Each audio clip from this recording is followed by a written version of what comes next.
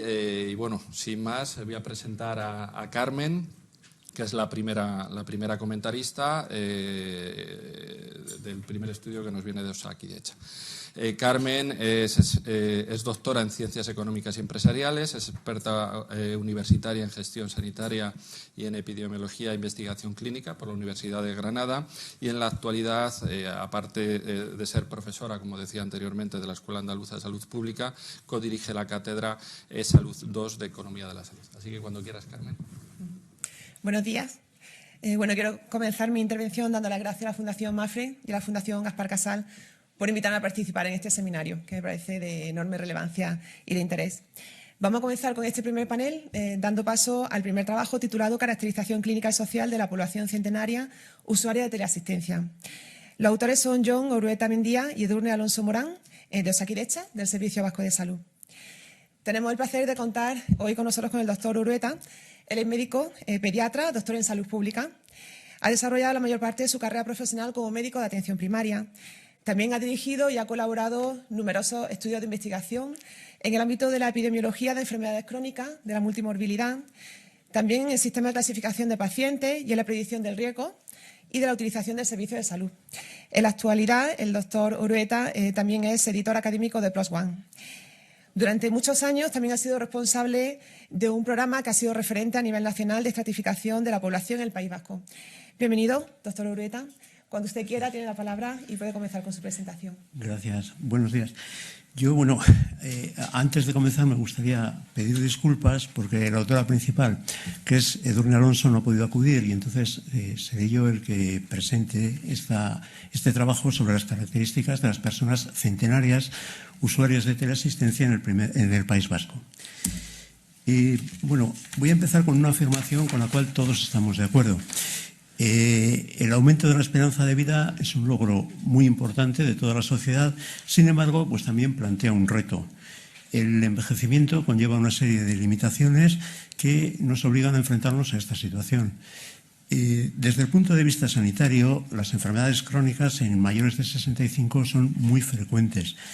En el País Vasco, y también hay datos similares en otros muchos lugares, sabemos que las 2/3 partes de la población tienen 2 o más enfermedades crónicas. También es un grupo con grandes necesidades sociales. En la comunidad autónoma, el 22% de las personas de este grupo necesitan ayuda para alguna de las actividades de la vida diaria. Claro, el aumento de la longevidad también se comprueba en el número de personas con edades muy avanzadas. Las personas con 100 o más años actualmente superan de largo ya el 500.000 en el mundo. Hay mucha variabilidad entre países, pero en algunos lugares como Japón, por ejemplo, superan ya el 0,06% de la población. En el País Vasco las cifras no son tan altas, pero en cualquier caso pues van aumentando también bastante y así en los 10 últimos años se han más que duplicado según las cifras del censo. Muchas de estas personas, pues en razón de su dependencia o por su perfil social o económico, necesitan permanecer en residencias. En los estudios descriptivos habitualmente suponen una parte importante de la población y por eso nosotros consideramos que era de interés observar al resto, esto es, los centenarios que siguen viviendo o que viven en su medio habitual. Por eso nos planteamos describir en este grupo la prevalencia de enfermedades crónicas, su uso de los servicios de salud y su coste. Como digo, este es un estudio transversal cuya población son las personas centenarias que están incluidas en Betion, esto es, en el programa de teleasistencia del País Vasco. Lógicamente, el servicio de teleasistencia no se proporciona a los usuarios de residencias, sino solo a las personas que residen en su domicilio. De este modo, reclutamos a 60 personas, lo que viene a suponer aproximadamente la quinta parte de todos los centenarios residentes en el País Vasco en aquel momento. empleamos bases de datos administrativas, esto es, utilizamos información que ya estaba registrada. Betion es un servicio que va dirigido a los mayores de 75 que viven solos, también a los mayores de 75, también a los que son más jóvenes, mayores de 65, incluso más jóvenes, que por su incapacidad física, sensorial o intelectual están en riesgo de dependencia, o también determinadas circunstancias de riesgo o de aislamiento social. Mediante identificadores opacos vinculamos esta información con la base de datos PREST. PREST es un recurso que se creó a partir de la información procedente de las historias clínicas informatizadas y de otros registros. Permite describir todos los contactos que las personas han tenido con el servicio de salud y con ello sus diagnósticos, prescripciones, procedimientos y el coste de su atención. Otra de las variables que incluye PREST son las socioeconómicas. Como digo, el índice de privación del área donde viven las personas. Las áreas geográficas están categorizadas en 5 grupos que van desde las más favorecidas a las que tienen peores condiciones. Así conocemos la distribución de los centenarios usuarios de teleasistencia en el País Vasco. Vemos cómo se reparten de una manera bastante equilibrada. Es cierto que el número es un poco menor o es claramente menor en las zonas más desfavorecidas, pero como vemos no hay una tendencia clara entre teleasistencia y privación socioeconómica. Esta gráfica nos muestra la distribución en función de la edad y sexo. Como cabría esperar, hay un predominio muy claro del sexo femenino. De hecho, el grupo de varones son solamente 8. La mayor parte de las personas son viudas, son mujeres viudas, y también es un grupo que tiene una alta mortalidad. Vemos que hay un predominio bastante claro de las personas longevas de menor edad. En cuanto a la unidad de convivencia en el domicilio, hemos obtenido estos resultados. El 30% de las personas viven solas, más del 50% con una persona y el resto conviven con 2 o más. Aquí vemos cómo se distribuye la población en función del número de enfermedades crónicas por las que reciben asistencia.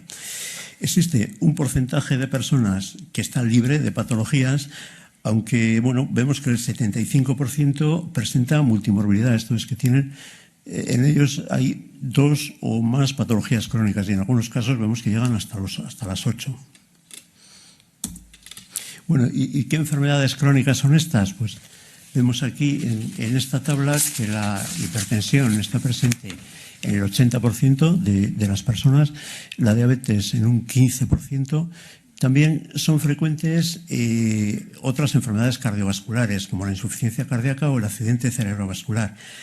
Para que esta tabla resultara legible y no excesivamente larga, pues la hemos truncado, porque si incluyésemos otras enfermedades, como por ejemplo la insuficiencia coronaria o la fibrilación auricular, pues el número de enfermedades cardiovasculares sería todavía más alto. También hay otras enfermedades frecuentes, como son las degenerativas del aparato locomotor, como artrosis y osteoporosis, y otras como la insuficiencia renal crónica o los trastornos degenerativos de la visión. ¿Qué utilización hacen estas personas de los servicios de salud? Bueno, pues respecto al hospital podemos ver aquí que no demasiado. El 16% precisó 1 o más ingresos, lo cual quiere decir que el 83% no precisó ninguno, e incluso el 77% tampoco utilizó el servicio de urgencias. Incluso los que utilizaron el servicio de urgencias, pues como vieron, tampoco frecuentaron. La mayor parte fue 1 o como máximo dos visitas. La situación en cuanto al uso de consultas, vamos a ver aquí que es bastante diferente y existe una variabilidad enorme. Hay 3 personas que no realizaron ninguna visita y si nos vamos al otro extremo, vemos que hay algunas que superaron las 30 visitas. Podríamos agrupar estos valores y concluir pues, que un 20% visitó poco al médico, o sea, entre 0 y 4 veces. Un 40% del grupo más numeroso, podríamos decir que hizo una utilización equilibrada, o sea, hasta 12 visitas, o sea, pues una al mes en promedio. Otra quinta parte son frecuentadores, entre 12 y 20 visitas. Y el último grupo, una quinta parte, son grandes frecuentadores, ¿no? Visitaron más de 20 veces. En cualquier caso, la gran dispersión que vemos en esta gráfica nos va a ayudar a entender lo que se presenta en la siguiente diapositiva. Aquí vemos el promedio de coste anual de la atención sanitaria por grupos de edad. El promedio en los centenarios de Betillón fue 2.747 euros, pero debido a que es una muestra pequeña de tamaño, como hemos dicho, y aparte existe una gran variabilidad, pues el intervalo de confianza de la media va desde los 1.850 hasta los 3.600 euros. Para poner estos datos en contexto, presentamos también aquí los promedios de los otros grupos de edad. Como cabe esperar, pues resulta una curva en forma de J. En los primeros años de vida es más alto, luego disminuye, va aumentando progresivamente con la edad hasta alcanzar un punto que son los 85 años y luego hay una pequeña disminución. Los centenarios de Betillón pues parece como que siguen esta tendencia, aunque, como digo, debido a la gran variabilidad, pues resulta un poco aventurado el afirmarlo. Y ya para finalizar, me gustaría destacar unas pocas cosas. En primer lugar, nuestro estudio presenta datos de centenarios que viven en su domicilio y no en residencias. Esto es, probablemente son el grupo o el subgrupo de personas longevas que están especialmente sanas y tienen menos dependencia. Y estos datos pueden no ser extrapolables a otros grupos de centenarios. Por otra parte, empleamos bases de datos administrativas del sistema público de salud. No hemos podido incluir pues, problemas de salud por los que las personas no demandaron asistencia o fueron atendidos en centros privados. En cualquier caso, como hemos dicho, es un grupo muy heterogéneo tanto en cuanto a morbilidad como utilización de servicios y coste de la atención. Y con todo ello podemos concluir que se deben diseñar intervenciones específicas para las personas centenarias, ya que forman un grupo de población creciente.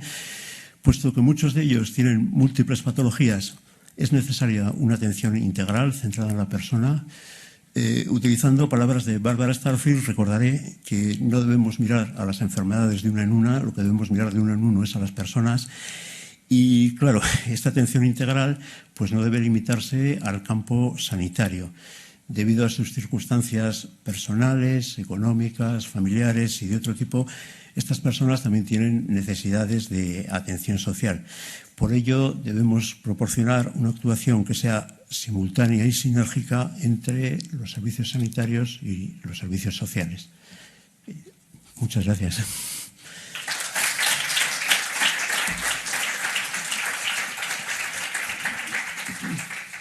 Bueno, pues muchas gracias, doctor Urbeta, por su presentación. Y bueno, yo quería iniciar mi comentario felicitando al equipo de autores por la presentación de este trabajo, que me parece que es de una enorme trascendencia, de una gran actualidad, porque nos habla de la atención sanitaria y de la atención social a la población adulta mayor y en concreto a un colectivo que es la población centenaria, y nos permite conocer un poquito más cuáles son sus características clínicas, cuáles son sus características sociales. La pertinencia al trabajo es evidente. Todos somos conscientes como en la última década se está incrementando la edad de la población, hay un progresivo envejecimiento de la población, también hay un progresivo avance de las enfermedades crónicas, de la multimorbilidad, de la fragilidad, y esto pues, está haciendo que surjan nuevas necesidades de atención.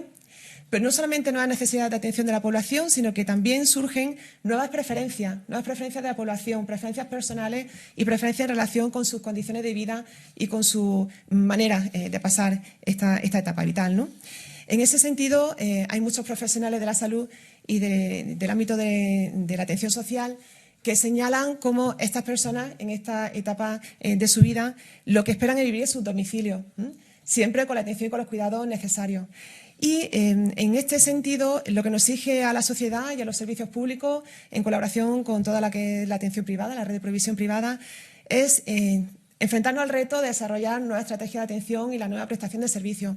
¿Por qué comento todo esto? Porque me parece que el trabajo que habéis presentado nos arroja luz, nos aporta datos muy valiosos para comprender mejor cuáles son las necesidades tanto físicas, de salud, como de situación social de estas personas, pues para articular toda esa respuesta social y atender de la mejor manera las necesidades y las expectativas de este grupo de población.